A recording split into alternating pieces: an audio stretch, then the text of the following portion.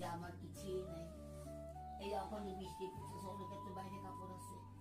নামের স্মরণ লইতে অভ্যাস করবেন। চিরকাল কর্তৃত্ব কইয়া কি লাভ করছেন?